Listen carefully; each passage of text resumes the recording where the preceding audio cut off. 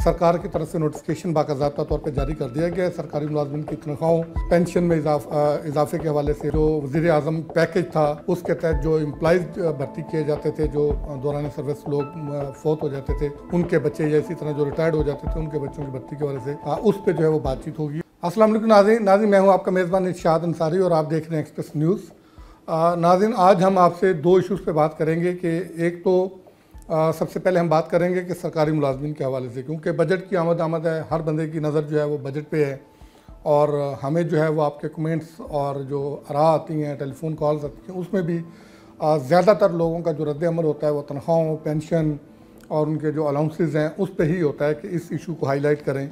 तो सबसे पहले तो इस पर जो डेवलपमेंट हुई है उससे हम आपको आगाह करेंगे कि सरकार की तरफ से नोटिफिकेशन बाकाज़ाब्ता तौर पे जारी कर दिया गया है सरकारी मुलाजमिन की तनख्वाहों, पेंशन में इजाफे के हवाले से, और दूसरा जो वज़ीर आज़म पैकेज था उसके तहत जो एम्प्लॉइज भर्ती किए जाते थे, जो दौरान सर्विस लोग फौत हो जाते थे, उनके बच्चे या इसी तरह जो रिटायर्ड हो जाते थे उनके बच्चों की भर्ती के हवाले से उस पर जो है वो बातचीत होगी और उसका इजलास जो है वो कब होने जा रहा है उसकी हम आपको तफसील बताएँगे। और ये जो कमेटी कायम की गई है, इस कमेटी में कौन कौन से लोग शामिल हैं उसकी सारी तफसीलात बताएंगे और ये कमेटी करेगी क्या और कब तक अपनी रिकमेंडेशन देगी। और दूसरी बात हम ये करेंगे कि पाकिस्तान, वो भी चूँकि बजट से ही मुतल्लक है, कि पाकिस्तान और IMF के दरमियान जो मुज़ाकरात थे वो मुकम्मल हो चुके हैं, जो डेलीगेशन है वो आलमोस्ट वापस जा चुका है, लेकिन बजट के जो अहदाफ थे, तखमीनाजात थे, उन पर जो है वो कोई हतमी इत्तफाक़ राय नहीं हो सका, इसलिए बजट भी जो है वो डिले कर दिया गया है। उसमें 1 हफ्ते का डिले किया गया। अब बजट जो 2 जून को पेश होना था वो बाज़ाब्ता तौर पे वज़ारत ख़ज़ाना की तरफ से इसकी तस्दीक कर दी गई है कि अब वो 10 जून को पार्लियामेंट में पेश किया जाएगा। और IMF की तरफ से भी अलामिया जारी किया जा चुका है, उसमें भी बता दिया गया है कि IMF और हुकूमत के दरमियान बातचीत जारी रहेगी और कुछ चीज़ें हैं जिस पर अभी मज़ीद बातचीत होना है और वो हम आपको डिटेल बताएँगे। सबसे पहले हम बात करते हैं कि सरकारी मुलाजमिन के हवाले से बहुत से लोगों ने कमेंट्स किए हैं, कुछ पे हम अभी काम कर रहे हैं क्योंकि पंजाब की तरफ से हमें बहुत सारे मुलाजमिन के जो है वो कमेंट्स आए हैं कि पंजाब हुकूमत ने मुलाजमिन के हवाले से बहुत सारे ऐसे इकदाम उठाए हैं जिसकी वजह से उनको बहुत नुकसान हो रहा है। लीव इनकैशमेंट का इशू है उनका, और इसी तरह जो है वो उनके जो ओवर टाइम्स हैं उसको जो है वो उन्होंने स्क्वीज़ किया है, और इसी तरह उनकी जो भर्तियों से मुतल्लक है और इदारों की प्राइवेटाइजेशन है उससे जो मुलाजमिन को फ़ारग किया जा रहा है उससे मुतल्लक इशूज़ हैं। इस पे हम वर्किंग कर रहे हैं और कोशिश करेंगे कि अगले वीलॉग में हम इसके हवाले से जो है वो आपको आगाह करें। इसी तरह KPK से बहुत सारे मुलाजमीन ने हमें रजू किया है, उनके भी हम इशू जो है उस पर भी बात करेंगे। अभी हम बात करते हैं वफाकी बजट के हवाले से, क्योंकि वफाकी बजट अब ज़्यादा दूरी पे नहीं है, कोई ये 10-15 दिन का मार्जिन रह गया, इसी में फाइनलाइज होना है। तो इसमें हुकूमत ने, चूँकि सरकारी मुलाजमिन की तरफ से धमकी दी गई थी कि अगर उनके चार्टर ऑफ डिमांड को एक्सेप्ट नहीं किया गया और उनके साथ मुज़ाकरात का अमल शुरू ना किया गया तो फिर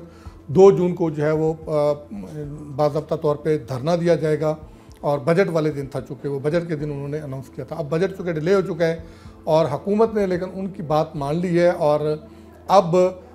जो रुकन कौमी असम्बली है डॉक्टर तारक फजल चौधरी, उनकी सरबराही में जो है वो कमेटी कायम कर दी गई है। ये कौमी असम्बली की तरफ से जो है वो सेक्रेटेरिएट की तरफ से कमेटी कायम की गई है, ये हुकूमत की तरफ से,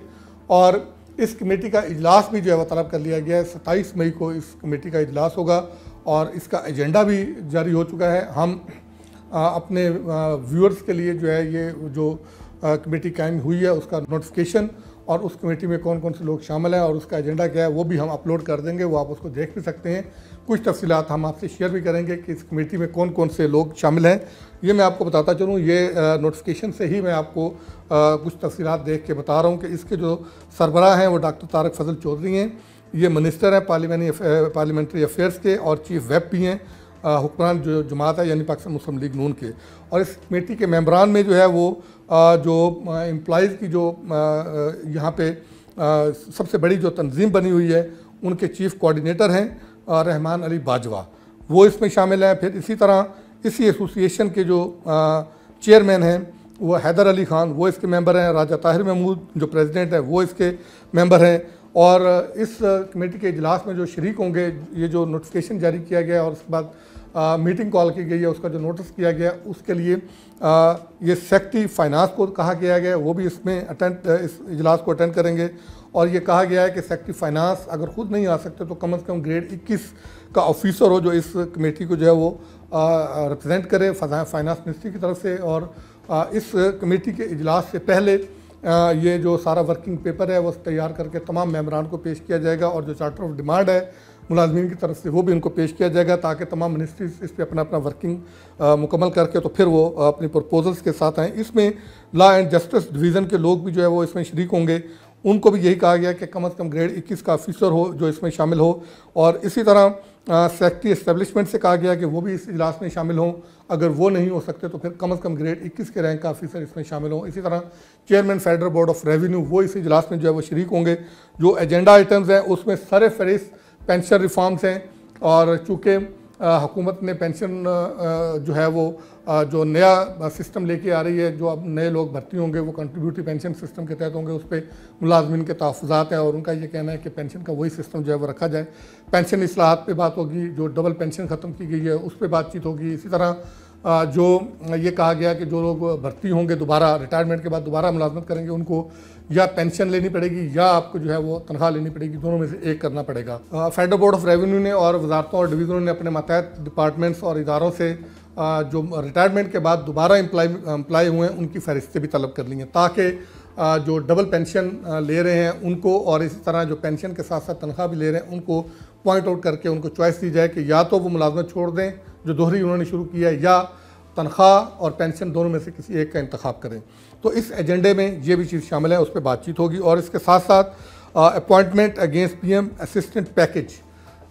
उसमें इन्होंने भर्ती पाबंदी लगा दी थी कि वज़ीर आज़म असिस्टेंट पैकेज के तहत जो लोग भर्ती होते थे अब आइंदा नहीं हो सकेंगे। उस पर मुलाजमीन के शदीद तहफ़्फ़ुज़ात थे, उस पर बातचीत होगी। और फिर इसी तरह जो मुलाजमीन का चार्टर ऑफ डिमांड है उस पर बात होगी। उसमें उनका ये कहना है कि 150% तनख्वाहों में इजाफा किया जाए, क्योंकि पार्लियामेंटेरियन की तनख्वाह में 180% इजाफा किया है। तो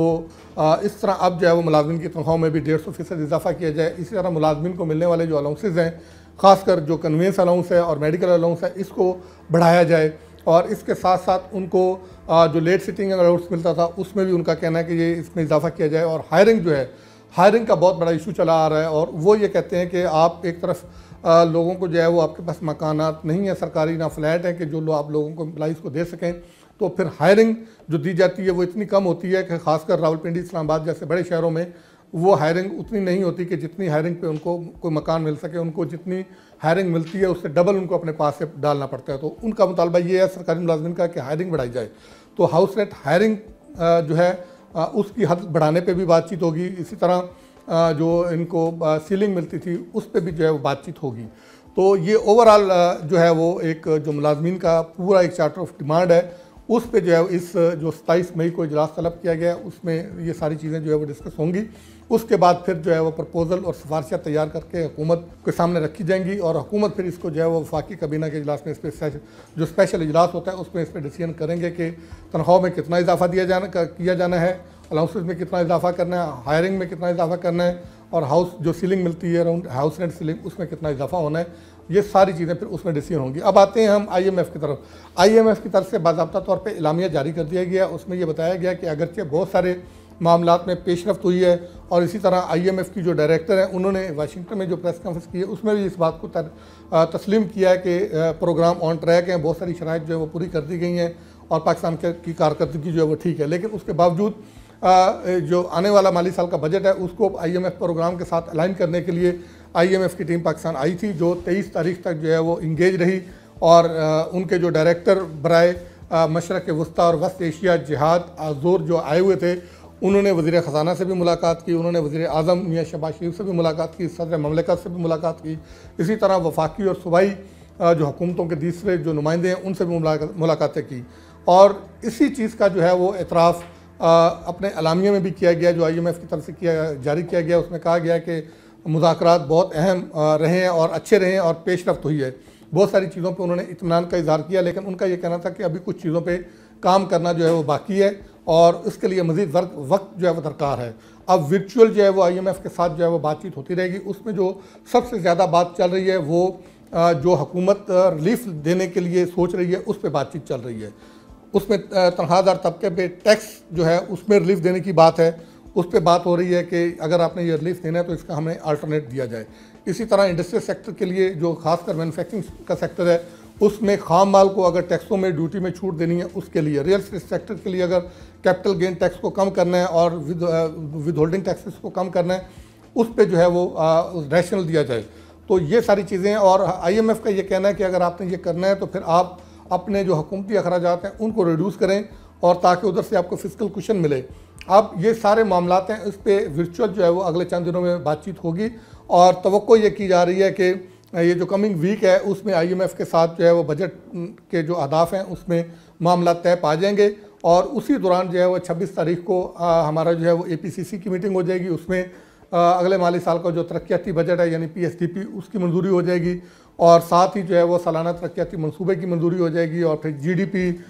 इंडस्ट्रियल ग्रोथ, एग्रीकल्चर ग्रोथ, और लार्ज स्केल मैन्युफैक्चरिंग ग्रोथ, ज़रूरी फसलों की ग्रोथ, और इंडस्ट्रियल सेक्टर की ग्रोथ, ये तमाम अहदाफ, और इसी तरह सर्विस सेक्टर की ग्रोथ क्या रखनी है, ये सारे अहदाफ भी जो है वो फाइनलाइज हो जाएंगे। और उसके बाद वेरी नेक्स्ट डे या उससे अगले 2 दिनों में NEC की मीटिंग होगी, और NEC की मीटिंग में इस सब की अप्रूवल दी जाएगी, और उसके बाद जो है वो बजट का जो सारा लेआउट और ड्राफ्ट जो फाइनलाइज किया जाएगा उसको जो है वो वफाकी कबीना के सामने पेश किया जाएगा। वफाकी कबीना से मंजूरी के बाद साथ ही जो है वो